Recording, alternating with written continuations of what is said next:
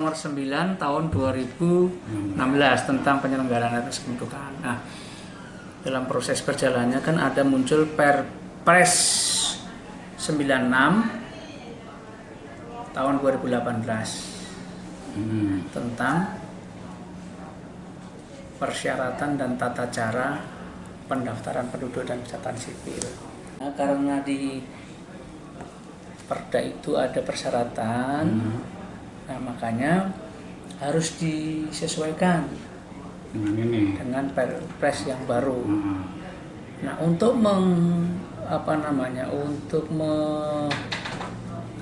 kekosongan hukum, menghindari kekosongan hukum, maka muncul Instruksi Bupati Bekasi nomor 1 tahun 2019 tentang penyelenggaraan administrasi kependudukan. Instruksi Bupati nomor 1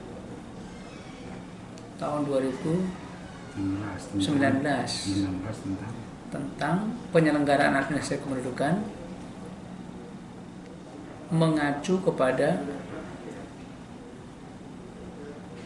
Perpres 96. Jadi untuk menghindari kekosongan hukum makanya pakai itu.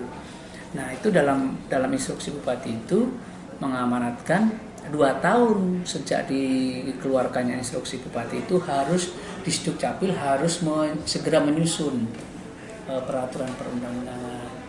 Nah, dalam hal ini adalah Perda, Perpu dan sebagainya kan gitu. Sehingga nanti tidak bertentangan dengan Perpres. Gitu dengan Perpres. Sanksinya yang dirubah itu persyaratan. Persyaratan apa aja misalnya? Persyaratan ya semua persyaratan harus mengacu ke situ. Kemudian tata cara. Tata cara itu mengatur yang tadinya hanya manual sekarang daring, online. Itu dua-duanya harus diatur. Gitu.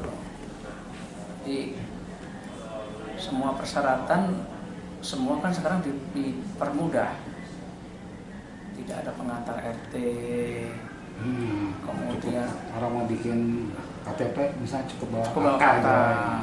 Nah, gitu. Nah, substansinya di Perda itu hanya memindahkan semua persyaratan yang ada di Perda akan diatur selanjutnya dalam Perbu. Memindahkan? Ya. Insya Allah minggu ini akan ada bantuan namanya Anjungan Dukcapil Mandiri, ADM. Kalau orang-orang punya ATM, nah kita punya ADM, Anjungan Dukcapil Mandiri. Nanti ADM itu semua layanan administrasi kependudukan bisa cetak situ, termasuk KTP KK, termasuk KIA. Gitu. Dia nanti daftar ke kita secara online, diberikan aktivasi, bisa dalam bentuk barcode, disidik jari, bisa nik, nanti dicetak di sono, tempelin barcode-nya, nyetak KTP sendiri. Rencana KTP Pak. KTP jadi bisa. KTP tapi dicetak di ADM tadi. Kalau akte, kalau ADM-nya ada di mana nanti Pak? Rencananya di MPP di Lotte. Kalau ini Mall Pelayanan Publik itu di Lotte. Oh, Lotte Cikarang Utara ya. Nah, ini Pak terkait dari tadi daring Pak ya, cetak sendiri. Ada pertanyaan dari teman-teman. Mohon infonya kalau akte baru tapi malah rusak kena air, itu bisa dicetak sendiri di rumah atau daftar dari awal?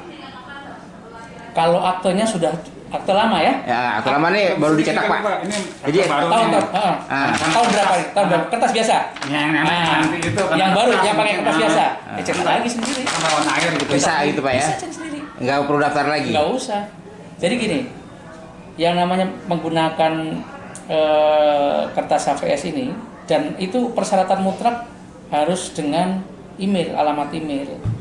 Jadi nanti berkas contoh misalnya kayak gini kan, kayak kata begini, nah nanti ini semua akan terkirim melalui email. Makanya bisa dicetak sendiri, bisa tidak dicetak. Ketika dia butuh baru dicetak. Bisa gitu. Bisa. Jadi itu sama dengan tersimpan terus Pak ya. Tersimpan di email selama alamat emailnya dibuka ya pasti terkirim di situ. Kalau itu Bapak aktenya itu misalnya akte lama tapi hilang lah kasarnya gitu ya? Kalau akte lama harus ke sini. Harus ke sini. Harus ke sini dulu. Harus ke sini, nanti kan diproses, dicek dulu. Nah, nanti baru muncul akte dalam bentuk kertas yang security, yang non security itu Non-security nanti booking. dikirim ke email. Nah itu nanti bisa dicetak lagi kapan-kapan lagi. Maksud saya begini, misalnya itu akte masih pakai security printing, tapi masih baru gitu loh Pak. Itu kena air gitu loh. Cetak lagi aja. Cetak lagi aja ke sini atau bisa lewat kakak? Nggak usah. Bisa daring itu? Buka aja emailnya lagi. Ah. Sepanjang dia di emailnya Itu sudah email ada. siapa tuh? Email kita? Ya email itu kan makanya sekarang daftar itu kan harus pakai email. Harus persyaratannya meskipun dia datang manual, itu persyaratannya harus melampirkan nomor handphone atau nomor telepon dan email. Ya. Karena nanti berkas yang sudah jadi itu di samping dia dicetak di kantor di sini, dia terkirim melalui email. Email dia. Email dia. Jadi kalau misalnya masyarakat ke sini, Bu mau dicetak di sini nggak? Itu tuh terkirim melalui email. Oh, cetak sana aja buka email. Diterima aja nanti cetak. Jadi nggak harus datang ke Dukcapil. Setelah dokumen kita upload semua, gitu. Itu kita nggak harus datang ke Dukcapil, tinggal tunggu email aja dari. Orang lain boleh Pak ya? Pakai email orang lain gitu bisa ya? Itu Misalkan kan gini Pak, maaf nih, misalnya di kampung nih Pak ya, ya. ada orang yang maaf gaptek lagi nih ya, Ya. ini aku punya email, pakai email misalnya email anaknya atau email tetangganya lebih ngerti ya. Sepanjang itu emailnya dalam satu kakak, itu jadi keluarga inti diperbolehkan. Kalau bukan kakak nggak bisa. Nggak boleh. Nanti yang rawan begitu, nanti disalahgunakan. Awas hati-hati. Karena ini dokumen kependudukan kan rahasia sifatnya pribadi. Nanti- Kalau satu email untuk satu keluarga boleh Pak? Boleh. Misalnya Jadi kasih email saya nih, nggak bisa dipakai sama Bang Agus, nggak bisa. Nggak bisa, nggak bisa. Nggak bisa. kalau ke anak ke istri boleh gitu ya. Oke. Itu kan. Ini ada keluhan juga Pak, ketika dia main pakai daring, website Asia kalau nggak salah ya. Itu lambat. Lambat aktivasinya. Aktivasinya. Ya, Loadingnya betul. lambat ya. Ah. Itu merupakan PR bagi kami karena aktivasinya itu menggunakan email juga, bukan menggunakan SMS gitu. Jadi aplikasi online melalui web ini itu punyanya Depdagri. Ya. Kabupaten Bekasi sedang mengembangkan online pengembangan. Di antaranya untuk aktivasinya kita nggak usah rencananya tidak usah pakai email lagi, tetapi nanti pakai KK sama NIK. Jadi itu untuk pendaftarannya sebenarnya. Yeah. Jadi pada saat orang belum daftar mau bikin akun, dia daftar NIK dan sebagainya. Nah, ketika sudah pakai captcha-nya itu kan pasti nunggu balasan, Yeah. aktivasi. Nah, itu yang masih agak lama. Ya. Nah, itu biasanya misalnya hari ini bisa malam biasanya. Buka email lagi untuk mendapatkan aktivasi itu. Nah, itu yang masih agak lama. Nah, ke depan akan kita kembangkan, sudah tidak pakai aktivasi. Pakainya KK dan NIK. Jadi langsung Langsung aja. disetujui. Langsung saja bisa. Gitu. Nah, ini sedang kita kembangkan. Sekarang karena sistemnya seperti itu Pak ya. Ya, karena semua itu terpusat. Aplikasinya memang dari pusat seperti itu. Jadi untuk aktivasi menggunakan email. Ya. Itu kan katakanlah aktivasi butuh waktu lama Pak ya. Dari pagi baru ada aktivasi malam. Kadang-kadang juga orang malas Pak Ya. nungguin. Ya. Kan begitu. Ya. Nah, ketika ternyata sudah masuk, ini internetnya udah dimatiin nih Pak. Gitu. Apa langsung aktivasi tetap masuk gitu? So, Tetap masuk Pak ya. karena itu email kan. Pasti buka email langsung masuk pasti kan. Sama aja kita terima email Pak Iya, ya. iya. Email itu email biasa, karena itu kan pakai sistem dia. Nah, dalam pengembangan berikut nanti Pak, apakah nanti ada admin khusus yang untuk ngecek-ngecek daring ini Pak? Ya, itu jadi pengembangan kita rencananya di samping nanti kan kita ada program kan, ini kan siap tuh dari pusat, Ya. semua aplikasi pusat. Nah, kita akan kembangkan sendiri sebelum masuk kepada sistem pusat itu, kita punya sistem sendiri yang membuka akun tadi itu, Ya. akun pendaftarannya. Nah, itu yang kita akan kembangkan sendiri, pakai server sendiri. Tunggu aja nanti di APK. Sekarang masih pakai Mendagri ya. Mendagri. Ah, dalam pengembangan itu nanti ketika kita udah masuk lewat NIK KK gitu. Otomatis bisa Otomatis daftar. langsung ke Bisa langsung Mendagri. daftar. Ya, sama. Ini kan hanya untuk proses pendaftaran akunnya saja. Nah, akun itu kan difilter dengan email. Ya. Nah, proses email ini kan karena gratis ya, se-Indonesia kan, mungkin kan banyak. Loading banyak. Loading banyak. Nah makanya kita pengen istilah kita udahlah nggak usah pakai itu, pakai pengembangan sendiri. Itu. Si pemohon tetap harus punya email juga kan untuk. Oh lah iya, email itu wajib karena nanti. Itu karena aktivasinya aja yang mau kita. Ya, karena email ya. itu nanti akan menjadi persyaratan mutlak karena nanti semua dokumen yang sudah jadi KK terus akta-akta itu kan semua masuk ke email. Jadi nanti tidak tergantung dengan kertasnya, maksudnya di kantor ya. Kita akan ada penghematan kan otomatis. Iya, kita nggak perlu nyetak security Nah, lagi, nggak biayanya perlu. gede juga itu dia. Satu, informasi itu kan di 2020 ini penghematannya sampai se-Indonesia itu sekitar 550 Enggak, miliar. di kita sendiri berapa Pak kira pengamatan Pak untuk Kita belum kita nggak setahun belakang itu untuk kita security painting berapa itu? Kertas. kan banyak, Perkiraan gitu Pak. Sampai berapa ya? berkisar sekitar 2 miliaran ya. Berapa nih? Nah, kalau sekarang cukup dengan 200 juta cukup. Dan masyarakat bisa cetak sendiri ya. Dan masyarakat Nggak kita nggak perlu biayain lagi. Terus nggak perlu lagi nanti dilegalisir. Hilang cetak sendiri. Mungkin nggak nanti suatu saat KTP seperti itu juga Pak? Saya tidak tahu persis pengembangannya. Yang jelas kalau KTP kan memang khusus dia. Sesuai undang-undang kan memang dicetak oleh pusat itu. Tetap harus dicetak kalau KTP itu. Pengadaan oleh pusat. Kita hanya mencetak saja. Cuma bisa dilakukan sendiri. Dilakukannya di mana tadi? Di Anjungan Dukcapil Mandiri.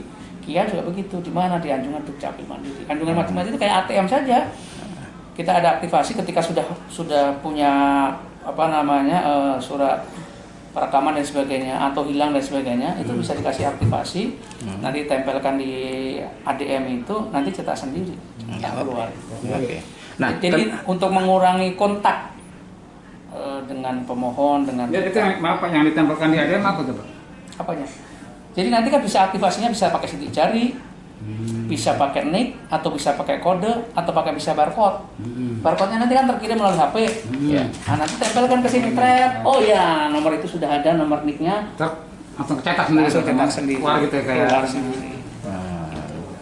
Insya Allah nggak lama lagi. untuk KTP sama KIA tuh Pak ya? Ya, termasuk itu kan nanti kan dalam bentuk satu alat. KTP, KIA, akte dan sebagainya bisa di situ. Nah, untuk program pengiriman KTP dengan pos giro bagaimana Pak? Tetap jalan. Jadi, itu pilihan ya. Jadi masyarakat kalau misalnya sudah misalnya letak ya. Kalau yang di kecamatan itu kan pilihan juga. Di sini juga pilihan juga. Ya. Jadi kalau misalnya dia pengen dianterin ya silahkan saja pilihan itu. Tetapi kan masyarakat biasanya gini, daripada nunggu 3 hari, kalau pos itu kan biasanya 2 hari paling tidak. Jadi sampai sekarang ini juga cetak KTP nggak bisa langsung jadi di kecamatan gitu Pak? Bisa. Makanya itu, ketika dia nyetar di kecamatan bisa ditunggu. Atau karena memang dekat, udah nggak usah lewat pos, besok jadi selesai. Prinsipnya hari ini saya buat pengantar EKTP, setelah difoto di kecamatan bisa langsung jadi. Pada prinsipnya Pak ya? Pada prinsipnya. Jadi kalau namanya kita foto, ini dari awal ya, ada 2 nih. Kalau namanya lagi perekaman pertama ya, anak katakanlah 16 ke 17 tahun ya, dia rekam. Nah proses penunggalannya itu kan agak lama. Bisa sehari, bisa 1 jam, bisa 2 jam. Ya. Ketika itu namanya print ready record, berarti dia sudah siap cetak. Ya sudah cetak KTP. Makanya kemarin yang kasus Joko Chandra itu yang 1 jam 30 menit, itu termasuk lama. Ada yang sampai hanya 5 menit untuk proses penunggalan itu. Karena dicetak, kirim pusat, terekam, langsung jadi. print record, kita cetak. Kadang-kadang di kecamatan suka teriak belangko habis Pak, gimana tuh Pak? Kita pastikan sudah sebulan, hampir 2 bulan lah, belangko stok terpenuhi. Jadi sampaikan kalau misalnya ada kecamatan yang bilang belangkonya habis. Tapi gini Pak, belangkonya habis itu bisa 2 kemungkinan ya, karena dia memang betul habis ya. Kalau dia benar habis berarti dia proses untuk permohonan ke dinas lambat. Jadi si camatnya lambat untuk minta belangko baru gitu Pak ya? Iya, karena semua tersedia di sini. Pak, kalau ada kecamatan yang orang mau KTP nih, makan tetangga juga tuh Ya. di mana? Ya, Di Tambun Utara. Itu 14 hari dijanjikan tuh Pak. nggak boleh, Kenapa tuh? nggak boleh. Ini dijanjikan 14 hari, ntar balik lagi. Harusnya katanya ada antrian gitu. Ya sekarang sudah nggak ada lagi. Render recordnya kan ketahuan di kita. Kecamatan ini berapa, kecamatan ini berapa. Logikanya 3 hari selesai itu kalau misalnya antriannya banyak. Nggak banyak ya. Palingnya. 3 hari itu juga bisa, istilahnya masyarakat bisa langsung Oh, ngecek udah ke bisa kecamatan, langsung ke- iya. udah jadi Pak ya. Kalau antrian katakan cuma 600 orang 3 hari jadi Pak ya harusnya ya. Jadi, Nah, dan, kembali tadi katakanlah pilihan saya lewat pos dan giro. ya, Ketika saya tidak ada di tempat di rumah, ketika ya, pos giro datang ya, bagaimana? siapa yang di rumah nanti tanda terima bisa saja oleh keluarganya. Berarti belum apa titipan kilat gitu Pak ya, yang harus ada tanda tangan penerima. Ya. Jadi tanda terima itu kan bisa keluarganya. Yang penting dia sudah nyampe. Kita sudah sekitar 150.000 melalui pos. Pak, pertanyaan dari saya Pak. Ketika masa bikin EKTP, jadi pada prinsipnya sudah tidak menerima suket lagi Pak ya? Oh enggak. Jadi Belum ada, aplikasi suket sudah dikunci, sudah tidak diperbolehkan lagi. Nah, kalaupun yang diperbolehkan itu hanya resi pengambilan. Jadi tidak diperbolehkan lagi nyetak suket. Yang diperbolehkan adalah resi pengambilan. Nah itu berapa hari di situ? Dicantumkan dalam resi itu? Ah, ya pasti. Sudah 14 hari Pak, cantuman ada itu. Jadi kalau di perda kita itu, nah itu yang salah satu yang dicabut. Perda kita untuk dokumen pencataan sipil itu 14 hari, untuk kependudukan 7 hari. Ya, nah sekarang itu akan dirubah itu. 14 hari. Nah, akan dirubah. Ini kita Nanti diatur dalam Perbup. Perbuk ya. Nah, diatur dalam Perbup karena nanti dokumen yang sifatnya manual datang itu 3 hari. Yang Selama-lamanya? ya paling lambat 3 hari. Yang online 1 hari jadi. Paling lambat atau paling cepat Pak? 3 hari itu Pak? Paling lambat. Paling lambat ya, selambat-lambat 3 hari. Selambat-lambat 3 Saya datang yang bikin KTP, selambat-lambatnya 3 hari kemudian udah jadi. Ini nanti di Perbuk nih Pak ya. Nanti Perbuknya nanti akan berubah nih. Ya. Catatan sipil. Semakin cepat artinya 14 hari jadi yang tadinya 14 hari, Jadi, tadi 7 hari 7 harus hari. dipercepat. Saya sudah daftar untuk pembuatan akta kelahiran untuk bayi yang sudah ada NIK-nya. Syarat sudah diupload. Kemudian hari ini dapat email untuk upload syarat. Tapi ternyata ada tambahan formulir permohonan yang perlu diisi dan di-scan. Bagaimana cara uploadnya lagi? Karena saat dibuka di aktivitas nomor pendaftaran itu sudah tidak ada menu upload. Apakah sudah mencapai tanggal pelaporan? Gitu. Ya, berarti itu kendalanya ketika memang tadi sudah dianggapnya sudah tidak update lagi. Ya mau nggak mau persyaratan diupload lagi. Dapat lagi Pak ya. Lagi. Itu berapa lama Pak? Kalau itu kan sistem ya, Hah? kita nggak lihat itunya. Ketika dia memang tidak direspon ya pasti nutup dia itunya. Langsung menutup aja. Dari sananya memang tidak tahu Iya. Pak ya. Jadi ada feedback nggak Pak dari Ada kan di email. Ya itu kan email. Contoh misalnya ada kekurangan persyaratan, Hmm. ada kekurangan persyaratan itu pasti tidak bisa diproses, kan gitu. Nah ketika kita lambat untuk buka email, otomatis kan kita kan nggak ngurus itu saja. Nah udah dianggap aja baru lagi aja gitu kan. Ya memang harusnya misalnya kita daftar sudah lengkap persyaratan diupload, nah segera buka emailnya. Buka emailnya persyaratan lengkap enggak? Sudah ada balasan belum? Daftar nih Pak nih. Kita upload foto-fotonya nih Pak ya. Misal foto kakak ya, foto KTP untuk persyaratan apa lah ya. Foto surat keterangan lahir. Ya. Kita kirim upload tuh. Kita nanti nggak melihat fisiknya Pak. Bentuk fisiknya gimana? Bentuk fisik apanya? Fisik dari ininya. Kita kan kita cuma gambarnya doang. Lah yang aslinya kan masih di rumah. Iya di rumah. Kalau nanti pada pas datang tukar gitu. Enggak usah kalau yang melalui Daring. daring mah enggak usah. Enggak, kita nih untuk mengetahui surat ini asli apa kan gimana nanti kita Pak? Kita kan di sini.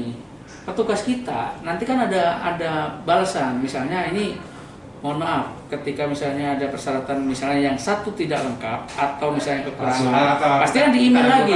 Gitu. Mohon maaf, persyaratan ini tidak jelas. Silakan diupload lagi. Misalkan ini Pak yang paling gampang ditiru gitu ya. Misalkan dia bikin scan rumah bersalin atau bidana gitu ya. Nah itu. Dibikin nama sendiri. Ya. Itu kan kita nggak tahu itu asli atau tidaknya. Itu gimana dia? Ya nggak apa-apa. Nggak masalah. Jadi kan kalau yang online itu memang semua menjadi tanggung jawab mereka.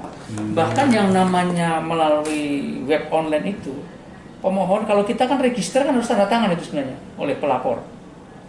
Misalnya Mas Agus daftarin anaknya, ya kan? Kalau yang manual kan harus datang tanda tangan register. Nah, kalau yang melalui web nggak usah datang. Jadi ada pengecualian ketika didaftar melalui online. Jadi register tidak perlu ditandatangani oleh pelapor. Nah itu semua sudah menjadi tanggung jawab mutlak oleh pemohon.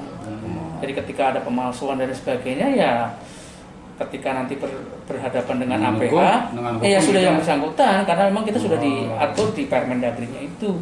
Gitu ya. Jadi, makanya jangan coba-coba untuk manipulasi misalkan, data karena ada pidananya kan di situ. Kalau misalkan produk kita sih misalkan kartu keluarga, KTP kita bisa tahu dong Pak. Bisa kita cek. Kalau pendukung kita kan kita nggak tahu kan ya.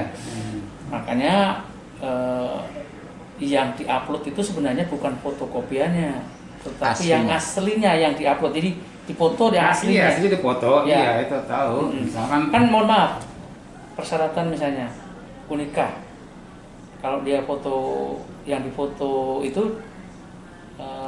karena buku nikah orang diganti buku nikah, nanti difoto terus ditulis lagi. Nah itu yang agak rawan kan? Kan bisa aja nggak tahu kita. Nah makanya kalau bisa mah yang scan yang itu, yang aslinya. Di formil, bukti materialnya ya yang bersangkutan. Contoh misalnya orang meninggal, ada surat keterangan kematian. Sepanjang memang bukti formilnya surat keterangan kematian diterbitkan oleh lembaga yang berwenang, contoh misalnya diterbitkan di desa, diterbitkan di puskesmas, kita tidak mengecek bukti formilnya apakah benar mayatnya ini ada apa tidak. Sepanjang memang sudah ada surat formilnya aja. Udah, gitu. Jadi sepanjang itu terpenuhi ya kita buat. Nah, ketika nanti di belakang hari ternyata misalnya dipalsukan surat keterangan kematian kan ada seperti itu. 3 tahun berikutnya datang suaminya karena dia pergi ke Arab nggak pulang-pulang, bikin laporan palsu, dibuatlah oleh desa surat keterangan kematian suaminya, kita proses. Nah tetap begitu suaminya datang kan protes ke kita. Ini dasarnya lah surat keterangan kematian desa ketarik, selesai. Itu biasa yang itu. Ya siapa yang menerbitkan itu? Nah, biasanya juga dia berdasarkan laporan juga kan. Yang melaporkan siapa? Istrinya. Buat mau nikah lagi. Kalau dia ngeprint katanya cari di Google contoh buku nikah itu kan ada kan ya. Nggak tempel foto-foto. Tapi itu di luar tanggung jawab kita. Jadi persyaratan di Perda kita yang lama itu kan fotokopi buku nikah atau akte kawin dilegalisir oleh pejabat yang berwenang. Artinya yang kita simpan di sini itu sama dengan aslinya, kan begitu. Nah kalau dari itu aja masih bisa dipalsukan, bagus.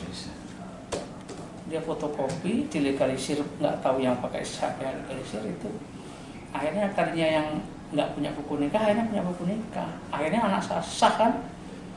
Kalau misalkan gini Pak, maaf nih, misalkan dia katakanlah memasukkan kakak gitu ya, tapi kita lolos gitu nanti terjadilah. Kalau kakak kemungkinan susah karena kan kita ada sistem. Kan kita nama kita kan bisa aja kita. Kalau kakak KTP yang produk kita nggak akan bisa, itu semua kedetek di luar produk kita yang kemungkinan bisa. Contoh misalnya surat keterangan kelahiran. Surat keterangan kelahiran itu misalnya lahir anak A, sebenarnya anak bapak ibunya B, sama bidan, sama bidan sama desa dianggap anak bapak C dan D. Kita kan nggak sampai ngecek ke situ. Enggak, itu kita formalnya aja. Bukti formalnya saja. Nah, bagaimana nanti ketika ada masalah? Ya sudah, yang melaporkan ini, yang membuat ini. Saya tertarik dengan pertanyaan Pak Agus tadi Pak. Ketika perubahan data Pak ya di KK, ini mohon maaf sering terjadi saya lihat ketika penerimaan murid baru. Ada katakanlah karena dari sistem zonasi, dari sistem zonasi, katakanlah si A yang tadinya rumahnya jauh dari sekolahan, tiba-tiba jadi dekat masuk kakak si A, kan begitu Pak. Sementara dalam peraturannya itu sebenarnya bisa kan, gitu. Tapi ini banyak terjadi seperti itu Pak. Itu gimana Pak? Jadi kalau di kependudukan itu kan berdasarkan permohonan. Ya. Kita tidak bisa menolak ketika masyarakat berkeinginan pindah. Ya. Kita tidak boleh menghalang-halangi orang masyarakat mau pindah, mau dekat dengan sekolahan. Sepanjang persyaratan terpenuhi, kita proses. Makanya dikunci di sana. Kakaknya itu minimal 1 tahun dia sudah tinggal di situ, kan ketahuan di sistem. Kapan dia pindahnya? Kalau pindah mau penerimaan murid baru. Kalau misalnya mau penerimaan murid baru dia sebulan pindah, ya pasti tertolak dan secara sistem di distrik-nya. Kalau kita kan nggak mungkin. Orang mau pindah kapan saja, besok mau penerimaan hari ini pindah bermohon, ya kita tetap layanin. Kan kita tidak melihat kepentingan mereka buat apa. Sepanjang dia persyaratannya orang saya mau pindah sekarang kita layanin gitu. Nah, perkara kepentingan tadi makanya dikuncilah di sana, kan ada sana. Minimal 1 tahun dia sudah tinggal di situ. Tapi gini Pak, kalau misalkan saya punya saudara nih, pindah ke katakan dari rumah saya di Bekasi, kalau pindah ke Cibitung supaya dekat sekolah, masuk daftar kakak baru tuh ya, kakak saudara misalnya gitu, dia ketahuan situ Pak, per dia pindah di situ kan di kakak sudah jadi nggak ada ketahuan tanggal dia pindah di situ kan? Iya ketahuan Pak, jadi jangan salah, histori kita siapapun. Nggak oleh si pihak sekolah gitu? Ya itu dengan sistem kita kan, dia kan koneksi dengan kita. Kabupaten Bekasi, kan dia bawa surat keterangan pindah kan, surat SKPWNI dari Palembang ke sini. Nah itu dilampirkan KTP-nya, dipindah serain ke sini. Dibilang KTP-nya hilang tuh. Nah dia KTP-nya padahal dikantongin. Nah dia bikin surat keterangan hilang dari sono atau dari sini. Pada saat hilang di sini. Pada saat mau ngurus KTP yang mau diserahkan itu hilang Pak. Ini surat keterangan kehilangan kepolisian. Padahal KTP-nya dikantongin. Di sini kan nggak akan ngecek KTP-nya di mana. Sepanjang bukti formilnya tadi ada surat keterangan kehilangan kepolisian, ya mau nggak mau dicetak. Jadi punya 2 KTP ya? Jadi punya KTP, tetapi secara sistem cuma satu yang sini yang terbaru. Awas hati-hati itu juga. Nanti ketika dia perpanjang dan sebagainya. Itu buat KTP-nya KTP sini apa KTP Sumatera lagi? Kan dia pindah ke sini. Kan dia pindah ke sini. Oh, setelah pindah tadi Pak ya. Punya KTP Sumatera punya, KTP sini punya. Secara fisik ya. Secara fisik dia punya nih seolah-olah. Tapi dalam database hanya satu yang terbaru yang di Bekasi. Untuk KTP di Sumatera untuk katakan perpanjangan mobil, motor pasti berlaku tuh? Enggak akan sebenarnya. Tapi di Kementerian Agama itu kan ada SIMKAH namanya, Sistem Informasi Pernikahan. Nah itu sebentar lagi juga terintegrasi dengan kita. Artinya ketika ada persyaratan bikin akte meminta surat buku nikah ya, buku nikahnya, nah itu nanti otomatis muncul kan. Nik ini, oh ya, nik ini adalah nikah antara ini dengan ini. Nomor buku nikahnya ini. Nah, sebenarnya kan sudah nggak perlu lagi melampirkan buku nikah karena secara sistem sudah terintegrasi kan. Nah itulah yang disebut dengan big data seperti itu nanti ke depan. Bahwa nanti semua datanya satu, bersumber dari NIK, termasuk tilang, termasuk aset, termasuk apa aja. Pak Agus tuh punya apa aja, alamatnya pernah di mana saja, pernah tilang berapa kali, itu ketahuan sebenarnya. Asal memang dimasukkan dalam situ, sudah terintegrasi. Nah seperti itu yang disebut dengan big data.